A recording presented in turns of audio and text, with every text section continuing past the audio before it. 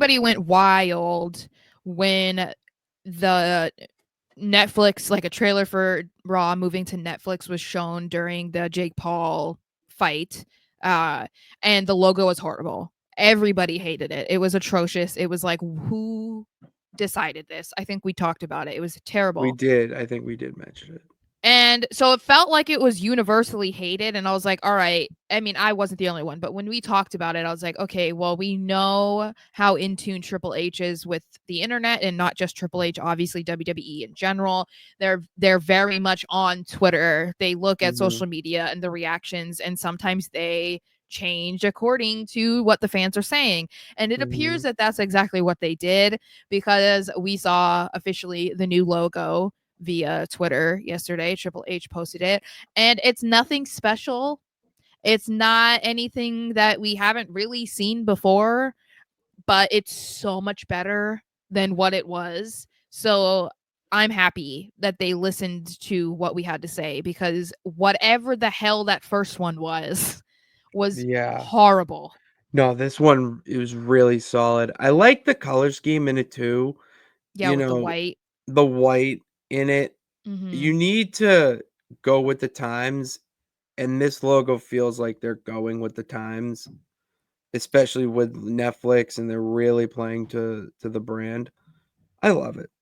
I think I it like it. I don't know, I'm fine with it because they changed the SmackDown logo quite a bit, and I feel like Raw has always been pretty consistent with what it looked like. Like, there wasn't a ton of variation over the years, you know what I mean? Like, I don't know, I think that it's fine. The SmackDown The one has font. changed a lot, but The Raw font hasn't. has changed. Yeah. The font has not changed with Raw. Like the Yeah. outer logo of it, however you Yeah. wanna, that has obviously evolved, Yeah. but the font and lettering and color scheme has not, and this is where we've seen a little bit of a difference. Like, they're actually Yeah. doing a little bit of a change.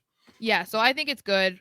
It's nice to see. I think, you know, for me, I think if it remained that ugly logo, it's whatever, like, we would complain about it. But I think that the biggest thing that people are kind of overlooking about this is that it feels like we're being heard a lot more than we ever have been. And I'm not saying that the fans necessarily dictated them changing the logo. It's possible that, maybe they saw it and they didn't like it, or that wasn't the final logo or something. You know That's, what I it mean? had to be a Like, placeholder. That's the only thing that makes sense to me, mhm, because they wouldn't just reveal the Raw logo for this brand new debut on Netflix if it mhm. was just during the Paul Tyson fight. Yeah. Like, Yeah. obviously, they're gonna hate it because it's probably the one that Netflix drew up for Yeah. their advertising.